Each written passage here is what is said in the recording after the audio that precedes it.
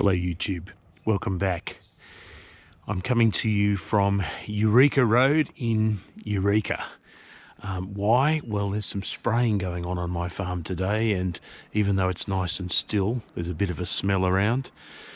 So I thought I'd give you a bit of a treat and take you round some of the macadamia growing areas in the Northern Rivers, which might be useful to any of you looking for a tree change. I'm biased in starting with Eureka. It's one of my favourite places of all, and this road, this stretch of road, is almost magical the way it's canopied over and goes on for quite a bit with this almost sort of magical canopy. Across the road here is Westerfolds, one of the local macadamia farms, and it's up for sale actually at the moment. This is the far end of the property, and you can see down the rows a little bit. A fairly old school macadamia farm, quite old tall trees. It really reminds me very much of mine, although there's some hills there as well. I'm told it's a very productive farm, but it's got the usual issues that you'll find with the ageing farms, including a lack of ground cover and probably some erosion issues, although it looks like they do sort of manage the root exposure problems fairly well. The owners want 4.1 million for that one, but if you see the houses that are on the property, which are rather majestic, you might understand why. Now, that's my little snapshot of Eureka, so let's move on. Now, this, ladies and gentlemen, is Federal. I'm opposite the Federal General Store and Post Office, one of the iconic shops in town, one of the only shops in town, and right next to it is the Doma Cafe, which is currently being renovated. The Doma Cafe is Japanese. It's been written up in the Wall Street Journal of all places. Definitely on the tourist trail, and if you see any ads for real estate in Federal, they'll tend to tell you it's close to the Doma Cafe, which appears to be a selling point. Not much in town. There's a nice park with some art in it across the road. I suppose, you know, it's fairly typical of some of the villages in the Northern Rivers. A bit bigger than some, a bit smaller than others. Certainly one of the only ones to have its own coffee shop. And this unassuming looking building is where you can get some of the finest coffee you'll ever drink. And I'll be stopping for one here myself in a minute, but that's Byron Moonshine Coffee, and they do a really nice cup of coffee.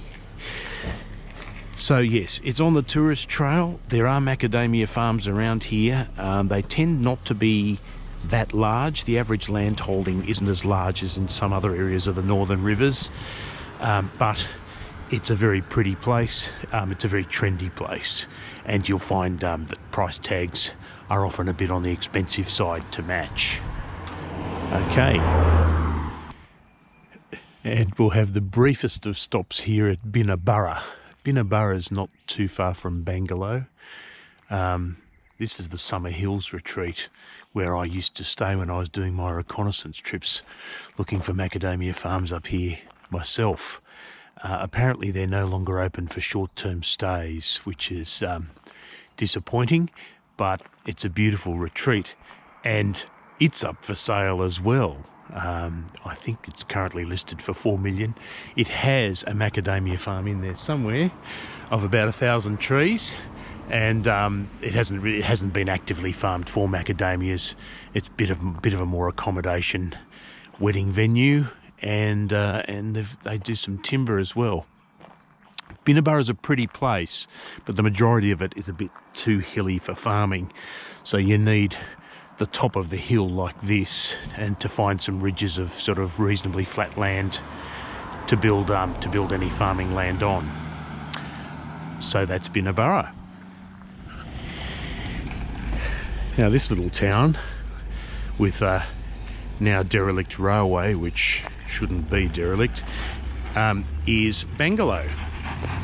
The station car park, which is where I've just parked my ute, is a handy spot, and you can access the main drag from that.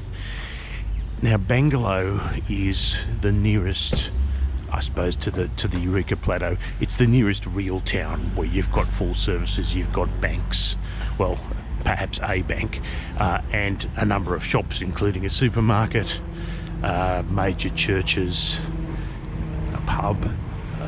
The Bangalow pub here is a pretty nice place to stop and have a meal. Restaurant quality food. Everything's fairly ritzy because Bangalow is reportedly the wealthiest country town in Australia. It's not because of what people earn here, it's because of what they bring here. It's a well, you wouldn't call it a retirement town, but honestly, I can't walk the main drag of Bangalow without seeing a retired judge or QC or someone I used to come across in the legal field. But it is a cute place. It's quite touristy. Expect to pay prices. Behind it all, there's some decent agricultural land, and other than macadamia farming, which there is some, there are also famous pig farms that make the reputed Bangalow pork or Bangalow ham. As you can see, it's reasonably busy. It's just a weekday here and the utes are out in force, but there's a good mix of tourists as well. So that's Bangalow. Now a little west of Bangalow and south of Rosebank and Eureka is Clunes. Clunes is a gem, and this store that you're looking at is a gem. Every Thursday night there's a community event here. A roving pizza cart called Il Carretto comes along, and all the farmers and locals turn out for a pizza at the Clunes General Store. It's massive. It's parked out. All the locals know it. It's some of the best pizza you'll eat, and whoever chose the wine for the Clunes cellars has a real eclectic taste, because there's some wines there that you just cannot get anywhere else, and I don't know how they found them. However, Clunes, that's about the sum total of the Clunes economy, although there is a butcher up the road that sells local Clunes meat. On the expensive side, but if you're a gourmet butcher, it's a definite on your list. Now the macadamia farms in Clunes are to the northern side of Bangalow Road, which I'm standing on. To the south side there are some, but we move then into the lower country down towards the sort of the lowlands where there are plenty of cattle farms, not too much in the way of macadamias. But Clunes, definitely a cute town. Oh, and the other thing it's famous for is it has heaps of churches.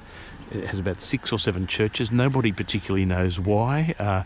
Most of them are now just private homes in the shell of the former church. Okay, so moving on again. Now a little south of Clunes is a macadamia growing area, which is really the only one between the sort of Clunes Eureka Plateau and the Austinville Plateau. Nestled in between them, so there's Nashua and then there's Fernley. And there's some decent old macadamia farms here. Beautiful, beautiful area. The roads are terrible because it's Byron Shire, but you get that. And it's a really, really pretty place. Some areas of Nashua are a little in danger of frost, but certainly this macadamia orchard I'm looking at now is very healthy, and it's a very fertile area. And up ahead of me are some pecan trees, because they do sometimes grow pecans in the northern rivers as well. They do rather well, and not far from here is the Eltham Pantry, one of the best cafes you can visit. That is on a pecan farm, and their signature dish is smoked salmon, which they smoke in pecan wood. Pecan's a member of the hickory family. So there's Nashua, absolutely beautiful. You don't see much come up for sale here, and the same thing in Fernley. The land holdings are small but expensive, well worth looking out for though. Okay, moving on. We're now in Eureka, which Garth from the Australian Macadamia channel once described to me as the Mossman of macadamia farming districts. And there's some flat land, it's gorgeous, it's fertile, it's reasonably close to the coast. It has a very cute little retail centre, including the Harvest Cafe and the Harvest Deli, which are famous for their quality and for their high prices. I stopped at this macadamia farm to show you that, but also, another reason. This is an example of a style of pruning a couple of years on, where the owners took an old macadamia orchard and just lopped the tops off the trees. So this is an example of really hard pruning, basically chopping the tree off at a certain height and letting it regrow. Now, it's a controversial method because some studies have been done to say, look, it doesn't work. You won't restore your production that way. Having said that, this looks like a pretty healthy regeneration. You can see growth on all sides of the tree, although the orchard itself looks very strange for a macadamia orchard. It almost looks, you've got these big thick trunks on what is sort of really a small tree for the trunk size. So, Eureka, bring your money with you, but a very, very nice place to grow macadamias. Again, a bit like Fernley and a bit like the other postcodes with 2479 in them. Smaller land holdings, but some very, very nice land indeed, and quite expensive. Okay, that's Eureka. And now I'm down in downtown Austinville, in front of the famous Federal Hotel, and it's a very nice place for a beer and some pub food. Austinville's quite a conservative place relative to Bangalow, which is sort of more artsy, and I suppose that's the difference between the two. Austinville's very much a rural town servicing a rural community. It's less wealthy. There's some cafes and things, as you can see, down the main drag. But in general, it's not a bad sort of rural hub for the Austinville Plateau, which is the second major area I'm taking you to for the growing of macadamias. So starting at the centre, but we'll sort of see the kind of macadamia landscape that it supports next. And we're now on Red Lane in Rouse. Red Lane, I decided, was my favourite street in the Austinville Plateau. It's one of the few dirt roads that there are. But the kind of farming landscape you see here is absolutely typical of the Austinville Plateau. We've got nice flat land, good red soil, well cared for trees. You can see the ground cover in amongst them. And it's a highly prized area of land. Now here in the Austinville Plateau you will see larger land holdings and more serious commercial farms. There's less of a lifestyle component here, much more of a true farming component, because the farmhouses, while some of them are quite nice, are really set amongst trees. They can't see anything other than their own orchard and their own product. Here across the other side of Red Lane is an example of a very well managed orchard, although it looks like they adopt the practice of using herbicide to keep the roots of the trees free from any grass, with only those strips of grass in the interrows. Nonetheless, very well managed orchard on very good, easy to farm land. So that's a classic example of Austinville Plateau, also where my mate Garth lives in Tregeagle, not far away. And Rouse Mill, which is also close by, was the site of the world's first ever macadamia farm in, I think it was the late 1800s or early 1900s. Never really a commercial outfit, but the first example of macadamia trees being grown together for a crop. So there you go. And we can't miss Lismore, the elephant in the room.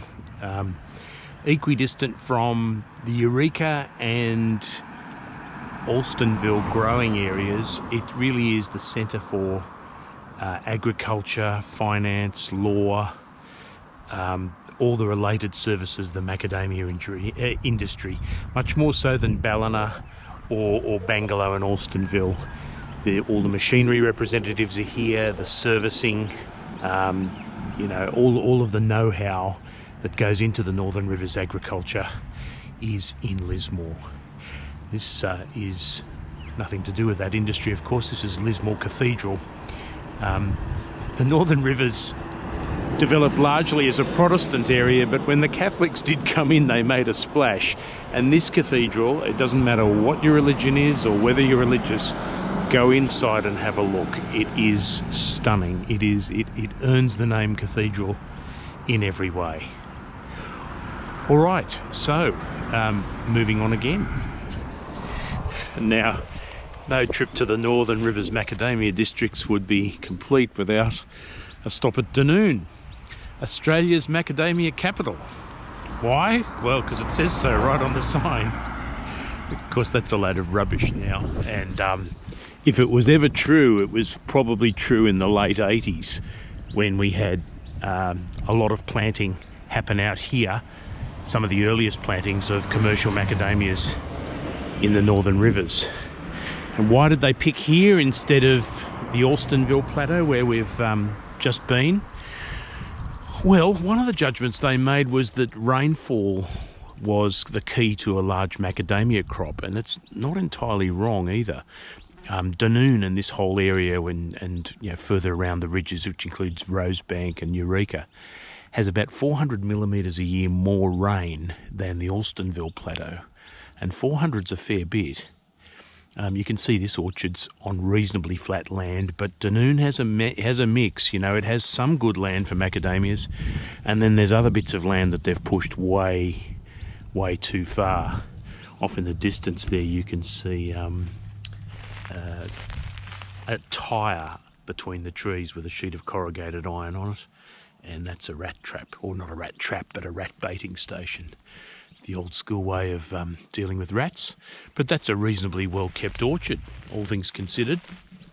Now, one of the early signs of an early planting as well are these windbreaks. You see the row of eucalyptus trees.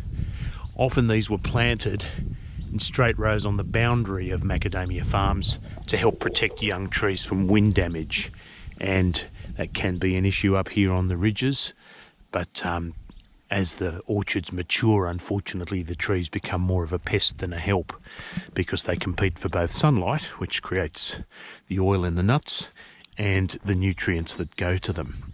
However, driving along these roads, it's a pretty sight, and you see it a lot, both in this Dunoon area and in the sort of region I hail from, in the Rosebank, sort of Eureka area.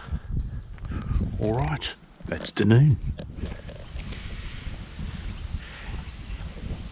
And here's a bit of a wild card. Corndale. Most of Corndale is cattle country, but when you climb up into the hills back towards Dunoon and Dorreby, there are one or two macadamia farms here as well. And I drove past this one deliberately because it's up for sale.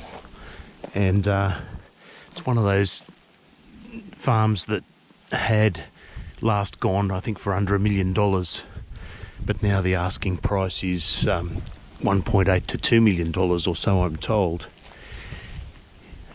This particular farm, like mine, used to grow both coffee and macadamias, and they cheekily named it Macachino, which is not a bad name for it, really.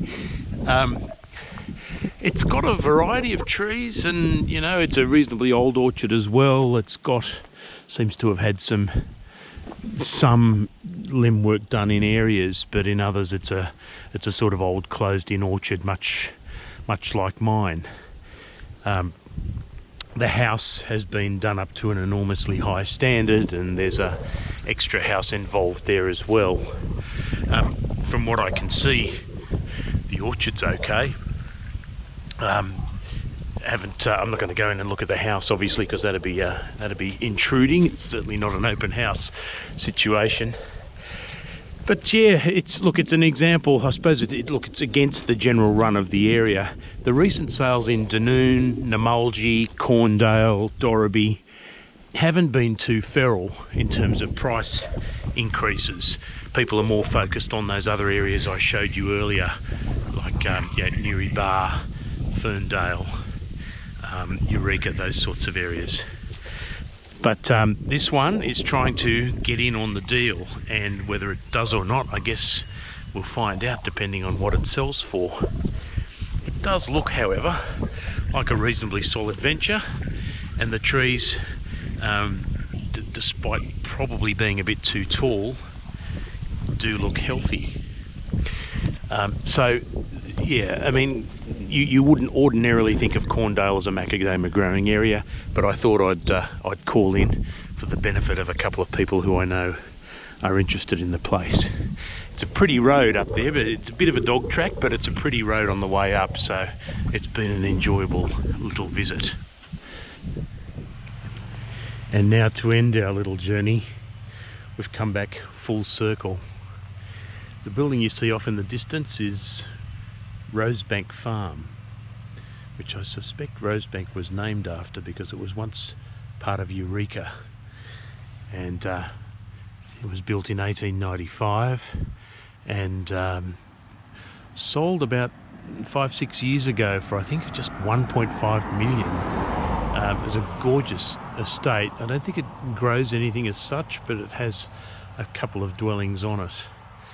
And it's macadamia country a little bit along this road. You've got to find flat areas in Rosebank where you can grow macadamias, but if you do, it's a good place to grow them, sharing the same rainfall as Dunoon, and some good climate conditions generally that shelter it from some of the worst of the storms near the coast. So I hope you've enjoyed that little journey around the macadamia growing areas of the Northern Rivers. I haven't included every single one of them simply because the video would be too long and my drive would be too long. But that gives you a feel, and hopefully from the different landscapes and street linings that you've seen, you can get a little bit of a feel for the areas because they are quite different from each other. And nothing at all beats coming up and seeing it for yourself, however. So treat it as a taste, and if you can make it up and have a drive around, it is a feast for the eyes. Hope you enjoyed the trip with me, and I will see you again soon. Bye for now.